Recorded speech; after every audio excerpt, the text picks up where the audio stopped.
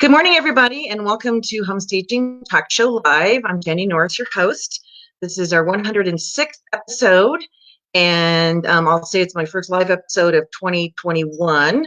Took a little bit of a break, went on a little trip, dealt with some family stuff, aired a couple of our favorite segments for you, but we are live today, and we do want to make sure that you can hear us, so go ahead and comment if you hear me coming on live. Again, we're excited to be here with you. Homestaging Talk Show Live is a live talk show about the homestaging industry where we talk about challenges, successes, bring on experts in different areas of concern or expertise that we want to learn about. And again, we've been doing this. This is our 106th episode. If you want to go back and catch any of the past episodes with our wonderful speakers, you can go to homestagingtalk.com, homestagingtalk.com, and you'll be able to see all the past episodes, and there's some great ones. And so we always like to bring you important topics to help you succeed. Today we're going to be starting a series on sales, marketing and sales, and focusing on the sales side. And we decided to do this in the first part of the year, kind of figuring out our strategy for topics. And it seems that this is one of the biggest areas of challenge for stagers. And so I'm excited for our guest today, who is Krista Jessup. We call her the sales guru. We call her the closer. And she's going to share some tips she has about being able to close the sale. And then we're going to continue the series next week. Hey, guys, thank you for tuning in. So depending on which page you're on watching me, I can either see your name, like I can see Jenny, but I can't see the other two. Someone said I can hear you. And someone typed in homestagingtalk.com. So I think that's probably one of our team is doing that. So thank you for doing that. So as usual, before we get started, I wanted to go through some announcements, and we do have a big announcement to share, something fun with all of you. So let's start off here. Let's see where I want to go. Okay, well, I want to give, of course, 2021, we are planning on having our conference, and it's going to be held at the beautiful Gaylord Rockies. That's September 24th, 25th, and 26th. There's still some priority tickets available. And if you're a priority ticket holder, hey, Judy, you're a Facebook user. Hello, whoever just wrote in. I can't see your name, but you have your little hands there. So thank you for tuning in. Oh, Kevin. Hey, Kev. Thanks for tuning in. I miss you. And so the 24th, 25th, 26th priority tickets get you a special line that you get to access when you go to registration. So we have a special line for you. You're going to get a special goodie bag. We have our theme for our awards dinner, which is going to be on Sunday evening. So it's going to wrap up the whole conference in a really fun way. So we're doing a Roaring 2021 Great Gatsby Gala. No other event is doing anything like this. So you can come have costumes, are encouraged but not mandatory. And of course, if you are a priority ticket holder, you will get an access to our VIP speakeasy. And so that'll be kind of a fun little exclusive area as part of this gala that you will be able to access. Plus, there'll be some other perks for you. So if you have not gotten your ticket yet, plan on doing that. And I know with ongoing concerns with COVID, people may be reluctant to put the money out there and to plan that far in advance. So, but one of the things that I found with our trip that we took, which is a short little getaway, this word, anticipation. So anticipation, it really gave us something to look forward to. So we planned this trip early in the fall last year, like beginning of October, and we didn't take it until January, but then I had time to kind of think about it and get excited about going on this trip. And so anticipation is a big part of what keeps us motivated and keeps us happy. So get your ticket, plan in advance, get something that you're excited about, that you're anticipating. Hey, Candace, hey, Lindsay. And so that's anticipation, the positive expectation of an event that causes someone to be happy. And it is the homestaging industry event of the year. Nobody puts on an event like we do. It's a true celebration of our industry. So every penny that we bring in, we put out into the event for you, whether it's for the meals, the speakers, the venue, any other special things we have planned. So we don't use it to pay for salaries or anything else for anybody that's part of the association. 100% goes back in to support this event. And so it's a production. Those of you that have attended our events in the past, you know how music and lighting and the level of quality speakers and so forth that we bring to you. And so this will be no different. And right now we're moving forward. praying that nothing bad happens with the virus. We wouldn't make any decisions on that until the summer anyway. But, to me, there's no reason not to hold the event. We have to be able to see each other. So that's what we're excited about, is being able to get around our colleagues and be with one another. Two of our keynote speakers we have identified so far. Of course, Chris Widener, he is one of the top 50 best motivational speakers in the world, and that was voted on by people that, rank all these motivational speakers. You know how many motivational speakers there are in the world? And he's in the top 50. That's amazing. He's also a best-selling author. He's just released his 21st book, which I'm reading, and it's awesome. So he has been affiliated with Zig Ziglar, who's very well known, Jim Rohn, very well known motivational speaker, has had TV shows, has spoken all over the world. And so we're very happy to have him joining us live. And he's our business keynote speaker. He'll also be part of our advanced stager training, which will happen the 27th and 28th in September. And that's for six-figure and above business owners. So if you have a business that's six figures or above, or you're almost there, you can attend, get there and you can attend the advanced stager training, which is more like a workshop intensive where we really share with each other, what the working challenges we're having, and being able to really delve into topics that we may not be able to discuss or address in a larger venue like a conference. And so it's a great time to get around your other colleagues who are at the same level you are and above, and learn how they got there. So he'll be speaking at that, which is really awesome, because that's going to be an intimate time with our six-figure and above members. And Johnny Fowler, some of you saw him also at our virtual. He is a font of wisdom when it comes to social media and marketing. Hi, Andrea. And so he shared, 2 hours of content and could have kept talking. And so he has so much knowledge about how to effectively use the platforms, Facebook, Instagram, and LinkedIn for your business to get business, and how to outsmart their algorithms, things that we would not know normally because we don't have our own special Facebook rep for advertising like he does for his mortgage business. And so he makes his money and so forth with his mortgage business, and then he goes and teaches the social media because he loves it, and he understands that business owners like us need to know what to do. And so even being found, how many people are seeing your posts, all these different things that he knows that he's going to teach us, practical things you can take away from the conference right away and be able to use. And he is also part of our advanced stager training. So he will be there sharing additional tips to our advanced business owners. Those are six-figure and above. And so we'll be able to pick his brain even more, which I'm really excited about. And he actually talks faster than I do, I think. So he can cram a lot of content in a short period of time. So really looking forward to his session. He's our marketing keynote. So very, very excited about that. And of course, our theme for our conference is SOAR. All last year I was using, or I guess probably beginning in the spring of last year when COVID hit, and everybody was really afraid. And, the word fear, I learned it years ago. It's false evidence appearing real. That's one definition. So when you can identify what it is that you're supposedly afraid of, then it takes the fear away, because you can then address it as a concern type of thing. So false evidence appearing real. But then I found this image online, and it was forget everything and run, or face everything and rise. And so that's what I was using last year for our shows, using that logo, because it's a choice. It's a choice to let fear paralyze us and hold us back because of the unknown, because we're scared or whatever, or it's to face everything and rise to the occasion. So that word rise really resonated with me. And so when we were picking our theme for the conference, that sort of parallels with the word soar. And soar, with the acronym, seek opportunities and rise. Seek opportunities and rise. There's that word again. And if you've ever watched birds gliding in the air, they're on some current way above, and they're just floating like effortlessly in the air. That's because they're soaring on a wind, and they've already flap their wings. They've already exerted the effort to get up to where they are, where they can just soar and glide without having to exert effort. And so I love this. To soar means more than just to fly. It means to rise swiftly, to feel the wind slipping below you as you ride it higher and higher. The current takes you higher and farther, and once you reach that height, it becomes effortless.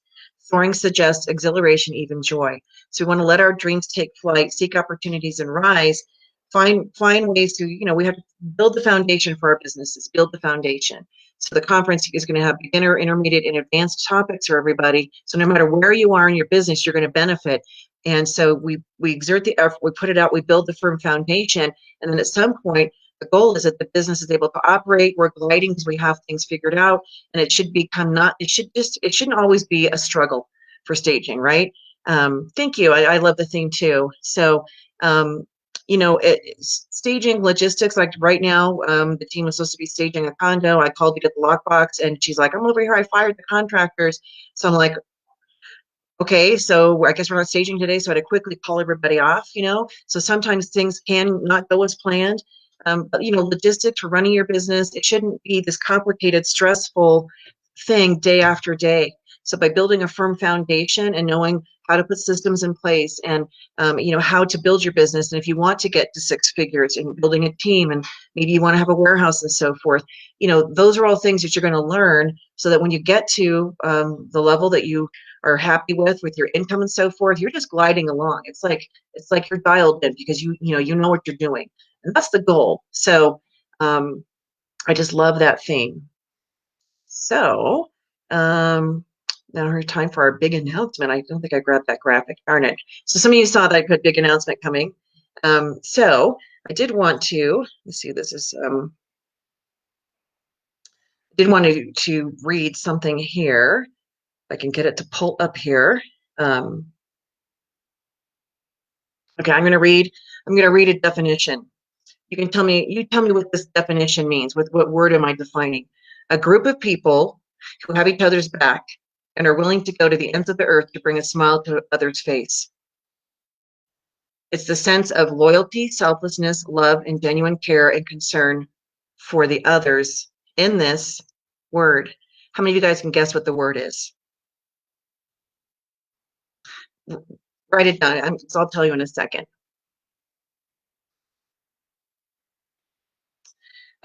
Belonging is a true definition of this word. Everyone, even the most solitary soul, needs someone they can call this word, because this word is the one human aspect that makes house a home, and that's why we must know the true meaning of this word. Mary got it. Family. We are a family. In fact, one of our slogans for iHosp is "We are your home in the home staging industry." And all of us need a connection. All of us need to be connected to other colleagues. And this whole pandemic has isolated us.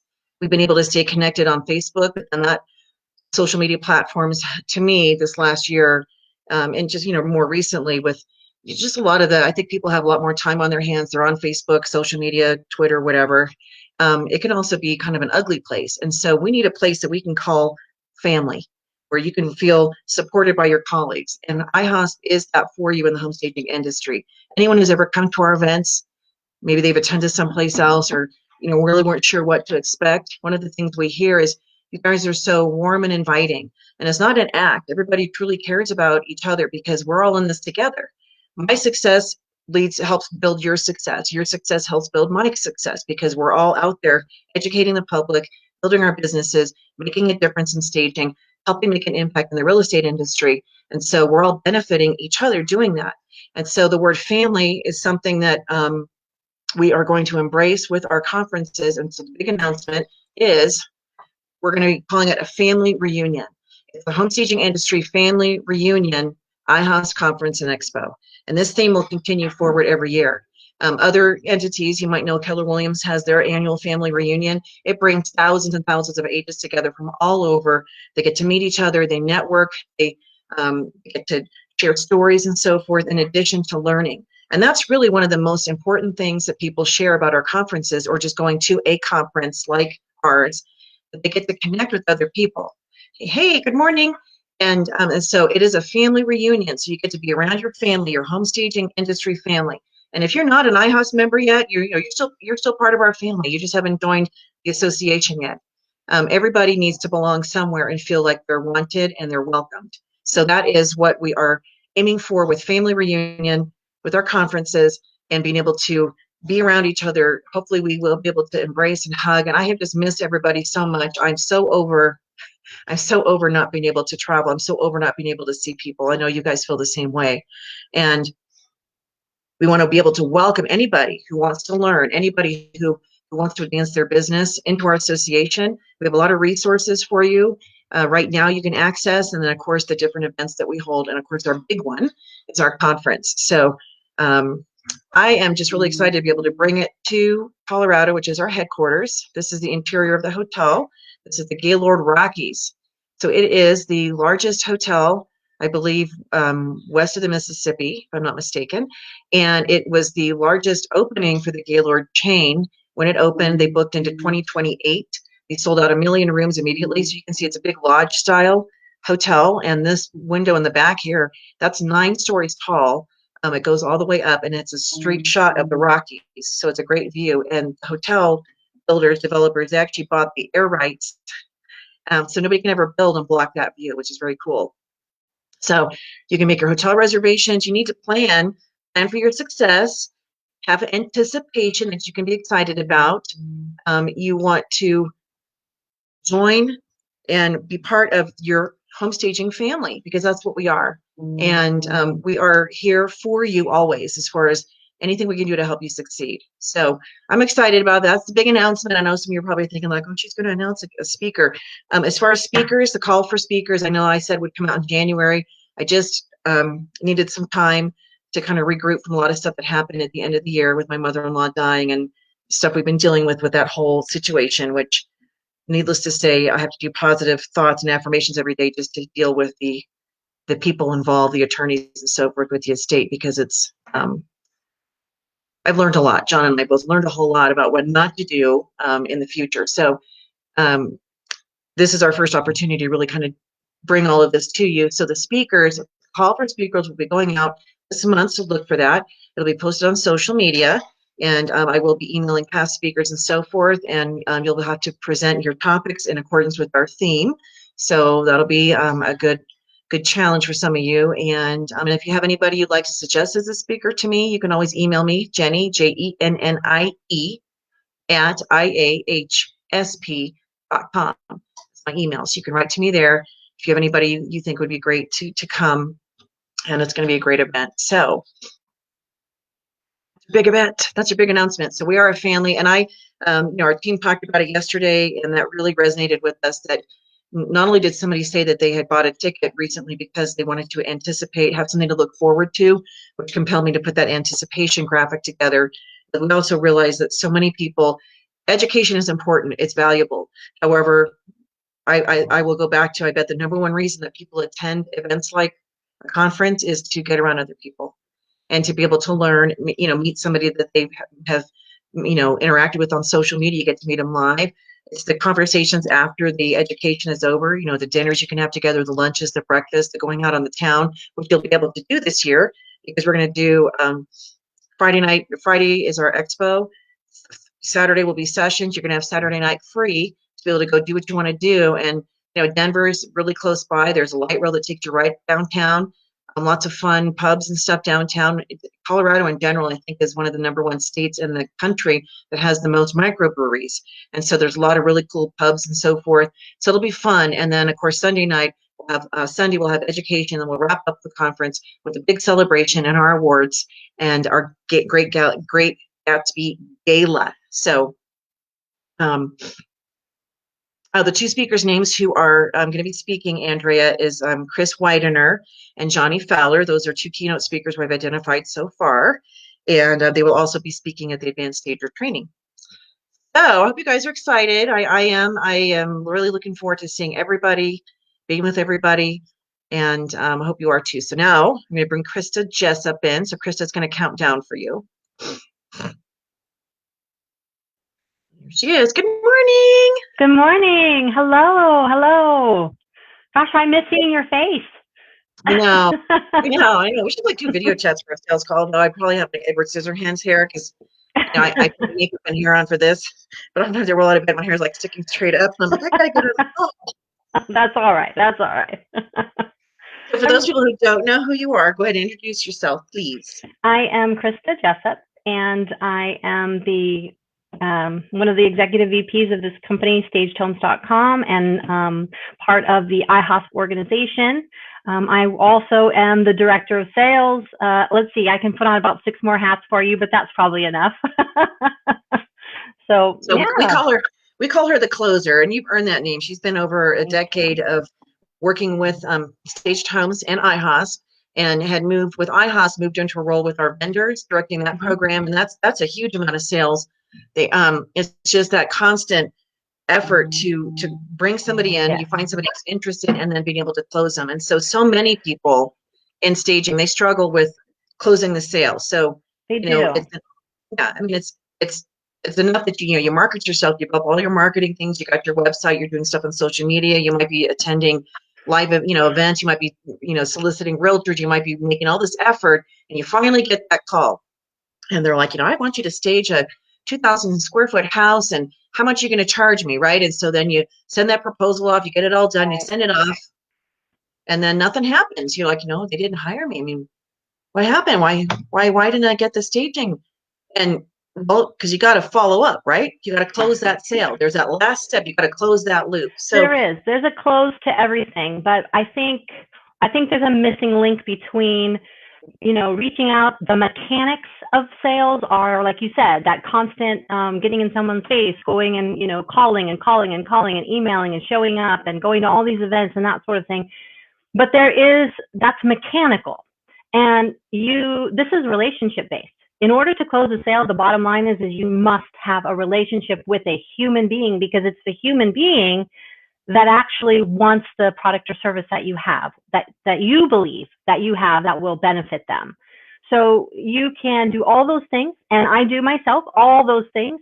But one of the things that I have discovered over many years, and I won't tell you how many years, is that if I don't build a relationship, a sincere and honest relationship with somebody, I don't want to be a car salesman, that old stereotype, schmoozer kind of person. If I don't tell you the truth, you won't believe me, you won't trust me, and then my product doesn't matter what it is. It could be, the best thing since sliced bread, and you will not buy it from me because you don't trust me. So that's really one of the key factors in actually closing a sale, is being able to build that relationship, having that constant communication, but not in such a buy kind of communication. I mean, honest and sincere. Check people out, call them, say, hey, how you doing? Send them a note. Don't just say, hey, do you want to buy my product? Going to buy my product? Going to buy my product? Reach out. How are you today? What's going on? COVID, you made a good point earlier. I was listening in, and you made a good point. COVID has separated us more than we probably really realized. And it's been over a year. I'm trapped in this room all day long, and I don't get to talk to people except over the phone. That's it. Over the phone. I don't get to jump on the plane anymore and go to markets and talk to people and hug them. And that's the relationships I build with people, is we're hugging friends by the time you're done with me. We're hugging. So you have to communicate a hug over the phone. And you can learn it. There's an art form to this, but you honestly can learn how to do this. You can learn all the skills and the techniques and all of the repetition of contact. And you can also learn how to have a relationship with somebody. And honestly, that's the key. Yeah, and so I mean, so a lot of our clients as stagers, and even real estate agents who are listening in, so the public can call us, and the public could be like one and done. So they might, I get hired directly by the homeowners, and so you still give them the time and attention. I know responsiveness is really important to a lot of these people. I don't mind saying I lost out on a staging because somebody called at like 7:45 yesterday in the morning, and I have my phone set. It doesn't even ring until 8:30. So I didn't know this person left a message because I had a busy day, so I didn't call him back until early evening. They'd already picked another staging company, and I was like, because I don't like losing. So the responsiveness is important. The relationship, let's kind of hone in on that. So many people, if you have, a staging site, and there's a quick quote, you can just get numbers right from your site. There's no reason for them to interact with you. And so I would caution anybody, don't be giving away numbers and so forth right out the gate, because then it becomes all about price, not your value, not who you are, not your responsiveness. And so being able to cultivate that relationship with these agents, and let's face it, I know you face this too. When someone calls on the phone, we don't even know what their temperament is. We don't know if they are going to make a quick decision, if they have to be thinking about it. Do they need data? Do they have to kind of mull it over and check with someone else? So we don't want to push them, but you also don't want to back off to the point where they think you don't care. So what That's are some of the tips you can give as far as, let's talk about relationship. What are right. some of the ways that you can build that? So one of the things is when you are speaking with somebody on the phone, and that's really what we kind of all are kind of stuck with right now. So when you talk with someone on the phone, really listen. So they say, hi, my name is Sally Sue, and in this case, they want to, and what I'm selling really is home staging courses in order to become a professional home stager. So we'll just look at that. So somebody will say, I'm Sally, and this has been my quote unquote dream. And they literally will tell me that. They'll tell me their whole life story, how from when they were children. I literally sit there like this and I listen to every single word that they say, every nuance, every inflection, because every one of those allows me to come up with how what I have is going to not just sell and make me money. How am I going to fulfill their goal? How am I going to fulfill their dream? How am I going to give? Because that's the key. You have to give to receive. So if I'm just constantly trying to receive, like try to close a deal, kind of close it doesn't work that way. It just doesn't. And people can feel that. So you have to listen. You have to have passion. You have to have an expertise. That's also a key thing. Another one, somebody calls you and they ask you, a bazillion questions. How do I do this? How do I do that? What's this going to be? What's that going to be? Well, am I successful? Will I make it? Is there money? You have to be able to answer all those questions. If you cannot answer those questions, you've lost them. So the key things here is to listen, have an expertise, convey the passion that you have for what you are selling, whether it's a real estate agent, either you're selling a house or you're trying to get a listing or you're trying to, whatever it is, if you're selling a toothbrush, it doesn't matter. It's the best thing in the whole wide world. Toothbrush and they ever. need it. Yeah, and they need it. you need my toothbrush Right. or whatever it is. So, yeah. Well, yeah, and for staging, when people call, oftentimes they'll be like, I have this property. How much would you charge me to stage it? And so then I usually will back up and say, well, tell me your name. And one thing I know that John has shared, my husband, he's excellent in sales, and you as well. Say the person's name back to them, because that's the sweetest sound. A person's own name is the sweetest sound to their ear. So, and not only that, it helps you remember it, because when you say it a few times, it'll kind of lock it in your head. So I'm usually taking notes about what they're sharing. And because I don't want to just immediately plop in on price. First of all, I haven't seen the house, so I can't really give them an accurate price, but I don't want it to be all about money. And so being able to, extract information out of them, and you'll know if they're a serious buyer or just a looky-loo based on how they respond as well. That's what you have to learn to do, is listen to the tempo of the conversation, the cadence in their voice. You have to listen for cues, their concern, their hesitance, their excitement, their passion. You have to listen for that. And honestly, that is something that is, it's an inherited talent. Let's say it's within somebody to have that talent. However, that can be learned if you have role playing back and forth let's say you're trying to train your team to be able to sell, you're staging. You're staging every day. You train your team to listen. You train your team with a role play back and forth to hear those inflections, hear the cadences. And no, you don't want to talk about price all the time. Price, we'll get there. Price, everybody knows things are not free, they all cost. So we'll get to the price. But price is irrelevant if they really need their house staged to sell. Price becomes irrelevant, honestly. If you are passionate about who you are, you're passionate about your product and how good you are, your talent and your ability to stage that property for them, it doesn't matter how much it costs. It could be $10,000. It doesn't matter how much it is. But if that's the first thought on your mind is the price, that's what you're conveying is price. And now that's all they're going to hear. Price. And then they're done. They're shut off. They're not going to listen to you, and you're not going to have conveyed, effectively your passion. And that's another important skill, is passion in what you're selling. Right. People respond to that. We want to be excited about it. So I was even going to say, like, how do you answer the phone? Those of you that are listening in, how do you answer the phone? Is it like, hello? No. Hello? Yeah. I usually answer, "This is Jenny," and because I don't know, I have different roles I play, so I don't Right. announce the company. But you can say, "This is Jenny. How can I help you today?" Or "I'm excited Mm-hmm. to help you. How can I be of service?" Something so they feel like, wow, they already feel like they're important, right? So it Right. shouldn't just be like, "What?" You might be Yeah. like, there's sometimes I feel like saying, "What?" if I'm just right in the middle of chaos or something, and you're like, I don't want to answer my phone. But first of all, answer your phone. Answer your phone. Don't Yes. always have it go to voicemail. That's the kiss of death for a lot of people. They don't want to necessarily leave a message. Then your voice message is full. My message actually says, for quick response, please text me, because Mm-hmm. I do see that sometimes more than I'll see a voicemail. But answer your phones. I can't. Answer There's your been phone. times when I've gotten a call and I'm like, you're the fifth stager that I've called. You're the only one that answered your phone. Mm-hmm. I'm going to put a challenge out to you guys. You know how the different roles that I play in my life. I can answer my phone when it rings. You can too, because you can't say I'm too busy to answer my phone. Now, of course, if you're already in a meeting with somebody or you're on another You're on call, the that phone. makes sense, Yeah. right? But don't just always have it go to voicemail, because they're looking for answers. They want things quick, and especially if they found you online. So let's talk about just the cold call. When Mm-hmm. they're finding you online. Yes. They don't know you from Adam, and so they're hoping to get a response. They want to get some information, and so you don't have a relationship with this person yet, and so Well, you want it to be able, you yeah. actually do. And that's the thing I think people forget. Cold calling, if they're calling you, there's already a spark of a relationship because they called you. So there's interest already. So if you take that and you build from that. So how I answer the phone and say, I am as if I'm on in front of them. That's how I am. I just talk to people like I'm in front of them. Like, hi, how are you? Hey, this is Krista. How are you today? How can I help you?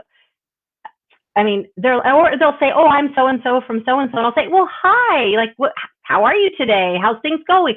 Like, we're best friends. I've already established a connection with them because, first of all, they called me, and I picked up on that as if I know them forever. And before you know it, I'm on a 45-minute or an hour phone call where I am literally know everything about them. And I think that's the difference between answering a cold call, understanding that they already are interested. You don't need to really sell anything. You just need to have a relationship with them. And I know that, there's probably a lot of salespeople out there saying, oh gosh, that's not going to work. And I've got to, call and text, and I got to email.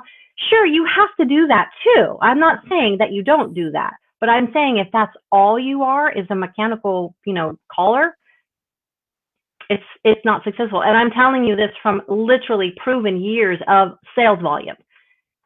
Communication, relationships, trust, passion, that's going to close the sale.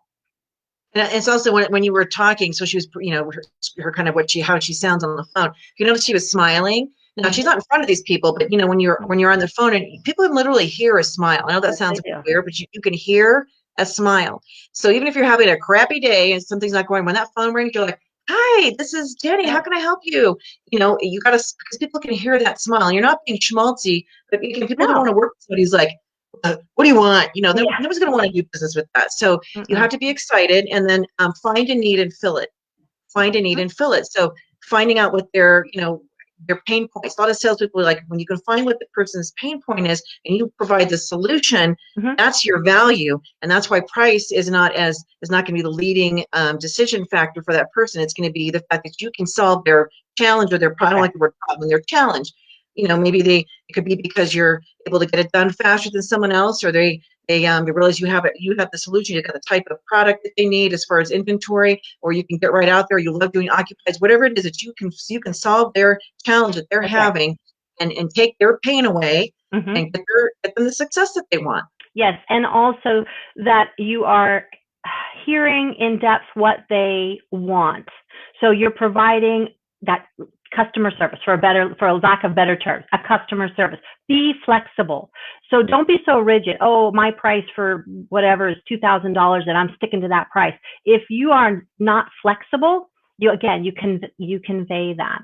So you have to be flexible. You have to be willing to negotiate a little bit. I mean, Yep. I get things, we have expenses. So you can't just give it away, because what is our term? Free. There's no value in free. And that's true, everybody out there. There's no value in free.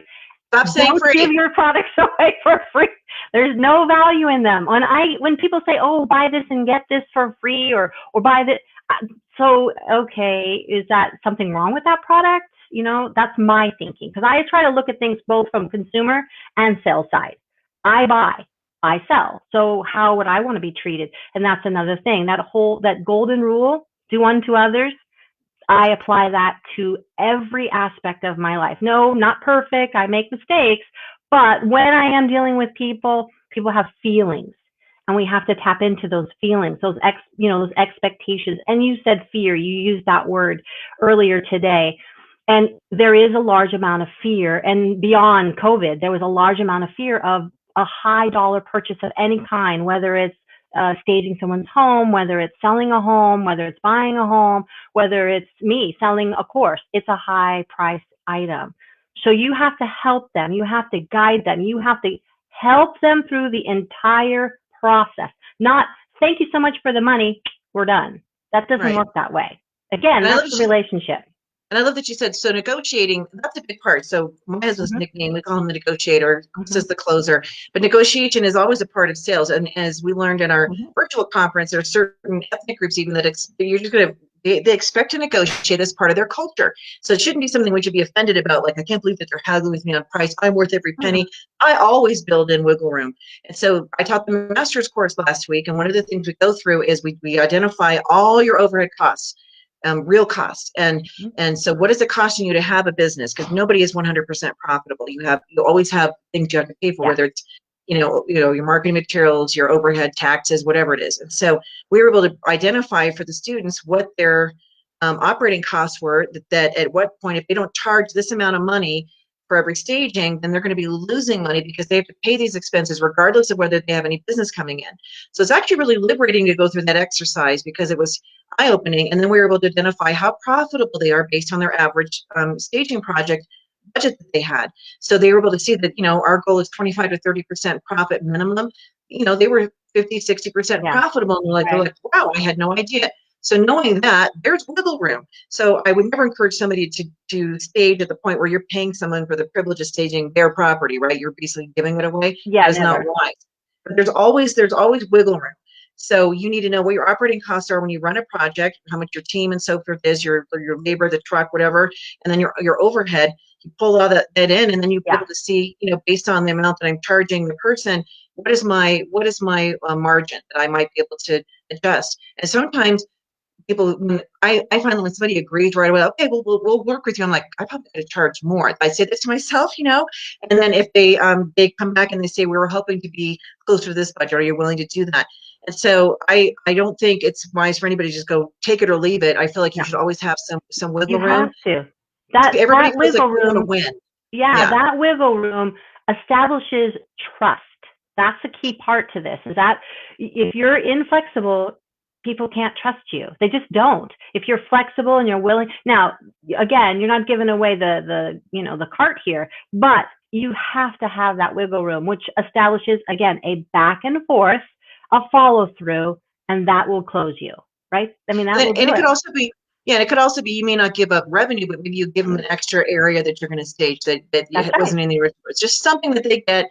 Everybody likes to feel like they're winning in the process. So, build that into your process for yourself as well. Think about, what am I willing to add? I know Karen Mendenhall, she doesn't even tell the client she's going to do this, but her policy is that they always give them an extra area that they weren't expecting. And it's a little surprise. So when they go to the house, they walk in and there's an area that they were like, wow, I didn't think I was going to get this area done, and it's staged. It could be the laundry room. It could be, it doesn't have to be like a full-on bedroom. It could be a bedroom if she feels like doing that. So just give them something a little extra. And that also builds this value and appreciation, because not all stagers are willing to do that. And so think about how you're going to differentiate yourself in the process as well. And that's part of your marketing. And then when it comes to sales, it's also important to respond to people in the manner that they want to be dealt with. So phone call, email, texting, messaging, what method do they want, not what you like doing. Like, I like texting. Right. So you have to respond to them, and then make sure that you're delivering your information in a way that they are going to appreciate receiving it. One of the things I do is actually I communicate with all of those forms, because I don't know, nor will you know right away what they want. So I call, I leave a message. We have a kind of a robo dialer that I can use as well. Text messages, emails. How they respond back to me is how I figure out how they Yep. actually want to be communicated with. So if I actually call and leave a message, they usually call me back, but they'll tell me, oh, can you text me? If I call them and I leave a message, but I hear on their machine that says, like you do, send a text, then I know that they prefer texting. Knowing those and understanding what's going on around you and the cues that people are giving you is going to help you go a long way. You had mentioned marketing. Marketing and sales definitely go hand in hand. But the truth is you can market and market and market and market, and that does not close a sale. That only opens the door. What Right. closes the door is the salesperson that can build the relationship, build the trust, have the follow through, give the extra, be communicative, be understanding, listen, and give time. Don't hustle people off the phone because you really want to get to the next caller. That's not going to do it either. That's not going to build a relationship or trust. They are valuable, and you must communicate that you believe they are valuable. People I love are that. valuable. Yeah, and I love, and so how they respond is how they'll identify, and you're going to have clients that they have lots going on. They're going to they want to be cut to the chase, quick and dirty. I have a couple of clients that I know when they call and I see their phone number, I'm like, I have to have like a half an hour that I know I'm going to be on the phone with this person, and they're going to tell me the same thing that they've told me 18 other times. That they like to tell stories and so Yeah. forth, and I so sometimes I'm like, if I don't have a half an hour, I do let it go to, I'll text them, I'll call you back because I just don't have, I Yeah. know it's going to be a half an hour no matter what. And so sometimes people, they like to have you on the phone. I don't know if sometimes they're lonely. They just, I don't know. I mean, but the thing is, Especially I'm now. there for Yes. them. Yeah, Yes. exactly. So, but I'm there for them to be able to answer questions and handle that. And then you have others that are just like, I sometimes it's email and texting. I never even talk to people on the phone that might be clients, that are homeowners, that might be paying for things. But let's talk about the relationship with your key clients, which are your realtors, builders, and investors, are going to use you over and over again, Mm-hmm. especially those realtors who are our bread and butter. And realtors, you rely on referral. So how are we able to, help you guys close the sale as well? But let's talk about the number one fear, why people are afraid to pick up the phone and ask for the business. What's the number one reason People that people are afraid? don't like to ask for money. People do That, but not there's, like to ask for money. That's all there is to it. They're afraid that you're going to hear no. I'm yes, afraid you're going to of get this. rejected. You know, Yes, so what? People say no to you all the time. right. You're still standing, you're still breathing, and my background is performing arts. Okay, so She years was and on years. television. She was Yeah. on TV. She really Hmm. was. She was an I know. actress. Yeah, yeah. Every That was role, my and background. yeah, yeah. I love her. Something you have to have you give your story, Yeah. because it's pretty amazing. She sort of got typecast as a woman cop. Hmm. Yeah. Well, 5'10", it's pretty imposing person. So yeah, I guess Yeah, so. But the point I was getting at was, um, talk about rejection. I yeah, mean, again, I'm 5'10". I'm not the slightest little, itty bitty person that you typically see on TV. So in that era of time back in the 90s, you had to look and be a certain way. And that gave a lot of rejection to me. So one of the things that I walked away with was, literally, I walked away. I was okay. I wasn't going to kill me to hear a no, because at some point there was a yes. And for me, there was lots of yeses. Eventually, there were a lot of yeses. So that's the sales. I took that thought process and be willing to put yourself out there, be willing to accept that it's not a personal condemnation that somebody told you no. It isn't. right. It literally has nothing to do with you. It is that they have their reasons for whatever their reasons are. Again, if you listen, you can turn the no into a yes, because you have to fight their fear. They're afraid to now in this economy right now, as we all know, it's a little tight. So coming up with chunks of money is a challenge for people, but they still need to have their homes staged.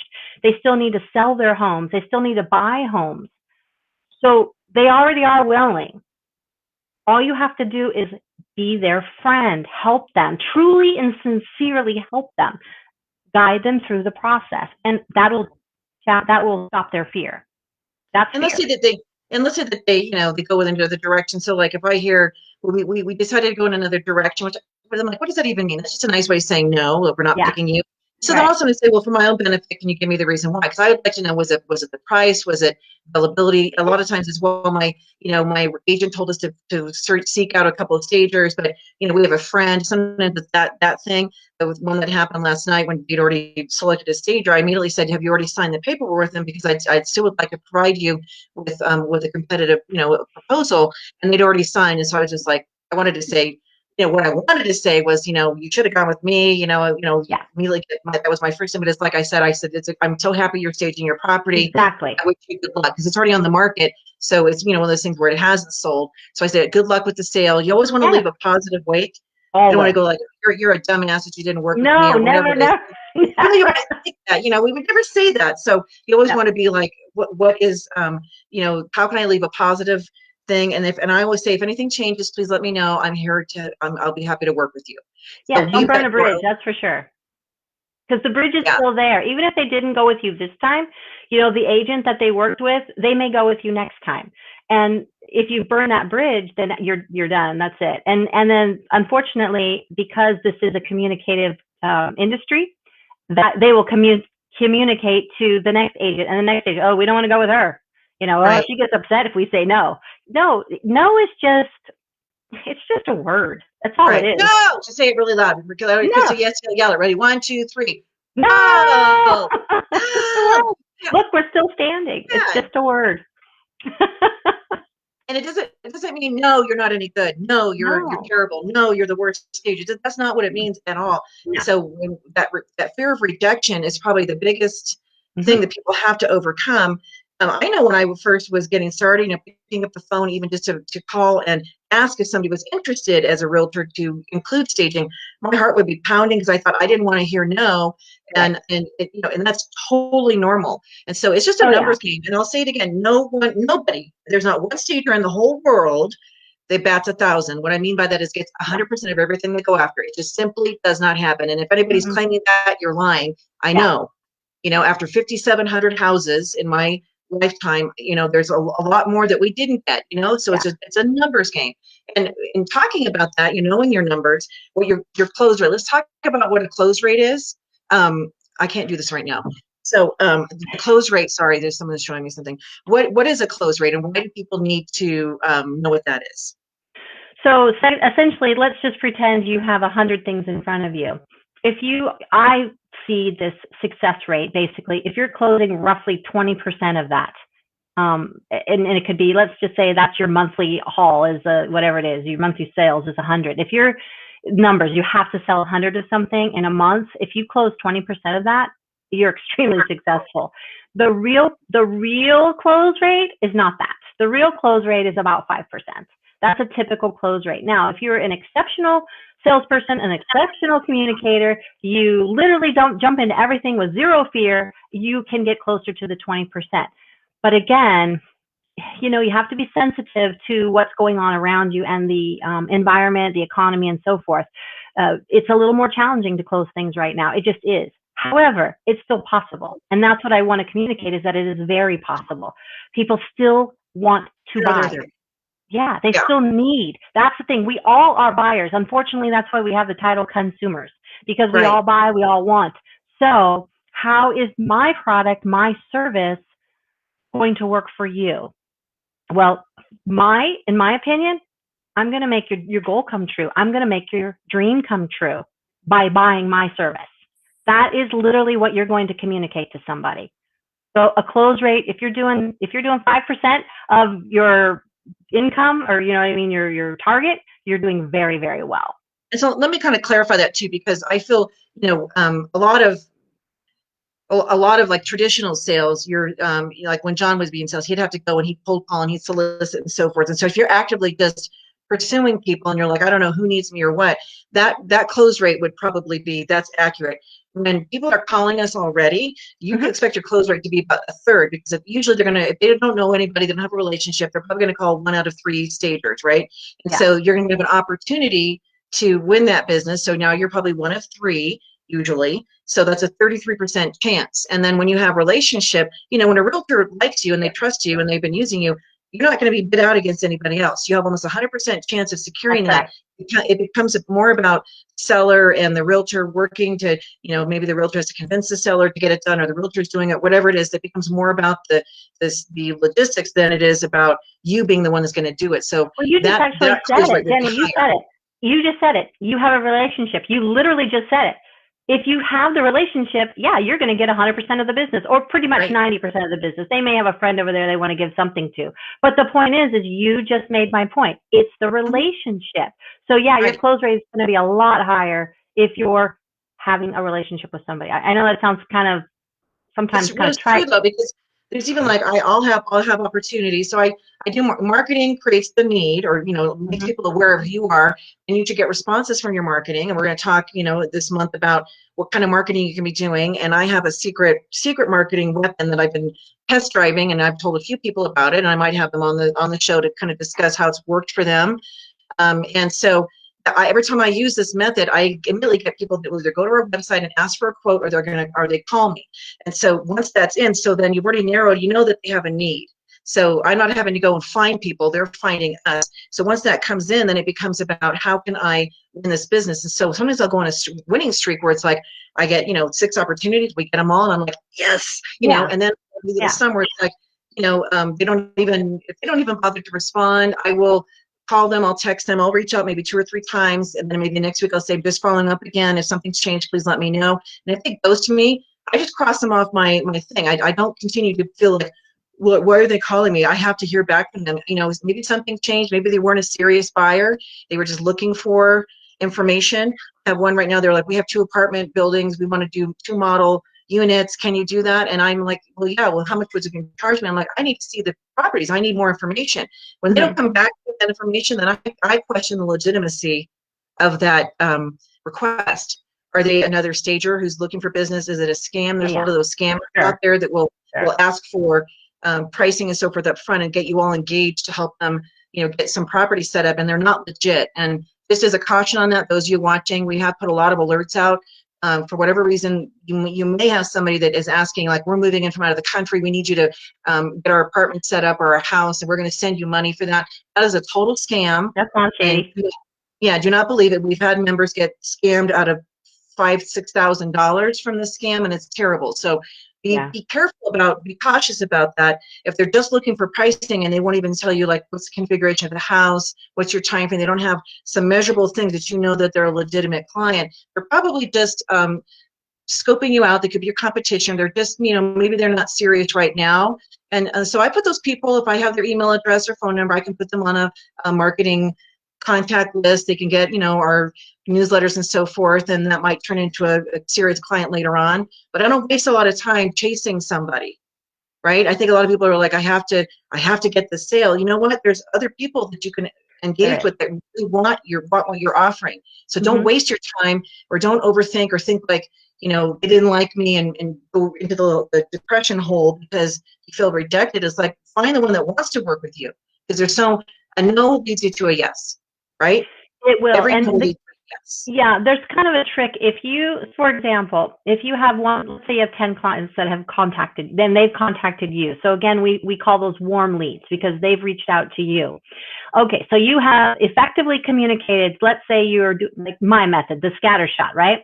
You email, you're texting, you're calling, and you've done all these things. If you don't hear back at all from, let's say, half of them, okay, so move on with the other half, but don't discard that first half that doesn't, go ahead and do another email out or another call, just another round. Just a drip. Yeah, just a little tiny, don't send them something every 5 seconds, but just like, at the beginning of the week, just say, I haven't heard from you, which I'm sure a lot of you already know this. But what you can do is at some point take that entire list and just move it out of your eyesight. At the beginning or the middle or the end of every month, send something else to them. Because what I have discovered, especially, and I emphasize our economy in COVID time, I have found that in a year, sales has changed a little bit, and the response of people has changed. They literally have to collect or gather or think about, which is fine. I mean, I would want to think about a few $1,000s of spending too. So that means they're not necessarily no's. Even if they said no today, that doesn't mean they're going to be no in a week or 2 weeks or 3 weeks. So if you just disregard them, you've lost that opportunity. Until you hear, stop calling me, stop Right. texting me, remove me, which, if you've built somewhat of a relationship, you don't get it quite that harsh. But then when you hear that, respect it. Stop calling them.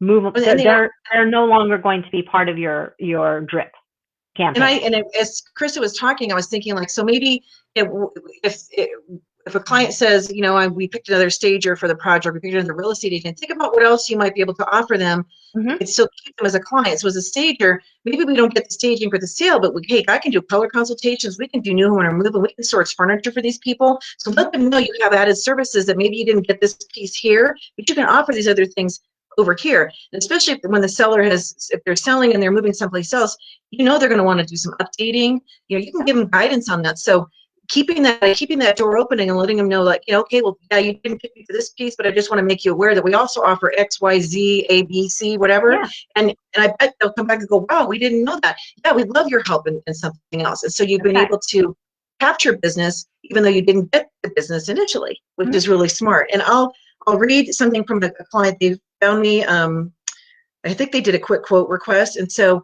I responded back, and then they sent diagrams and so forth. And so I said, then I emailed you the proposal. Did you receive it? She says, I did see it. I will be in touch. Thank you. I love how responsive you have been. I like your proposal. I will be in touch soon. So being able to respond and make sure that you're giving them information in a timely manner is really important. So not making people wait. Proposals, for example, as a stager, we should be able to crank those out 10, 15 minutes for most, because you have I teach you need to have a template that you're using, and you're basically changing client information, some of the pricing, the rooms you're staging and so forth, but there should be a canned part of your proposal, and your proposal should not just be one page. They're not invoices.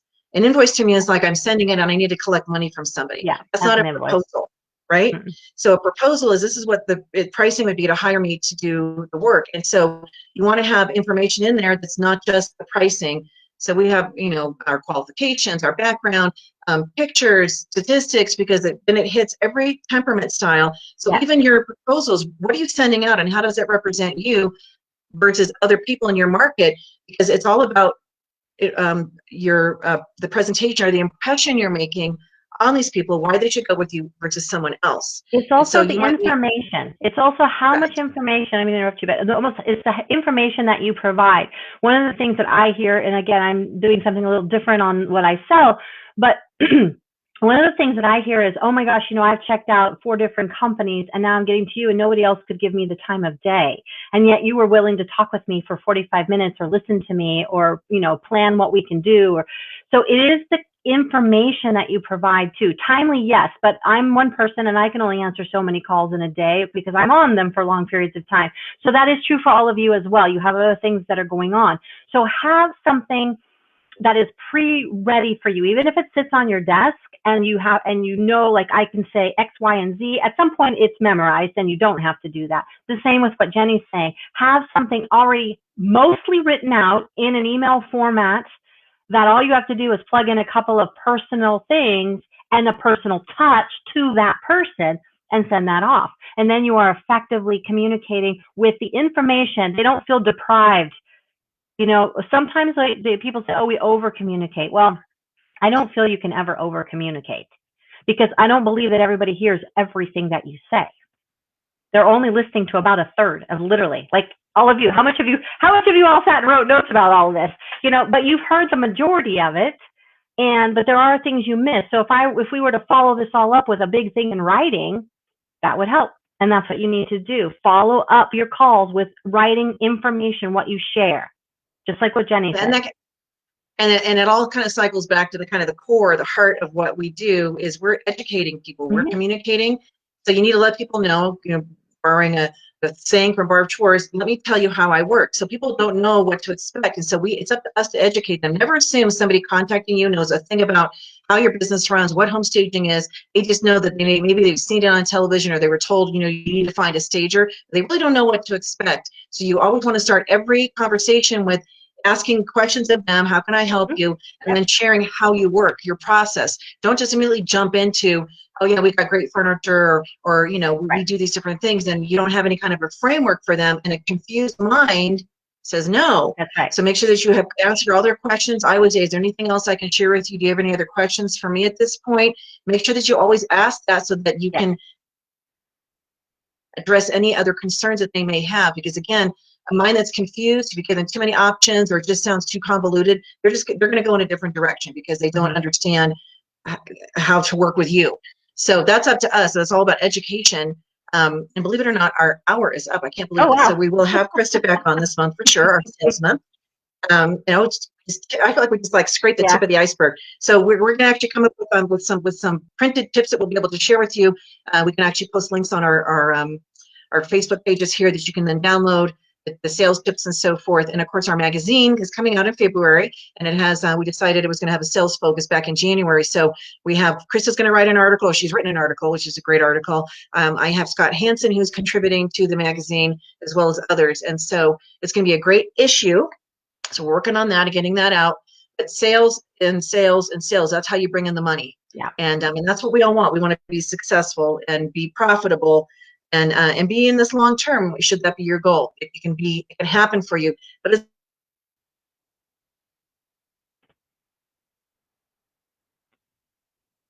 people are just feel really comfortable in that role, others have to learn it. And there's nothing wrong with that. So, but when you're running a company and this is your baby, you're the one that has to make that sale.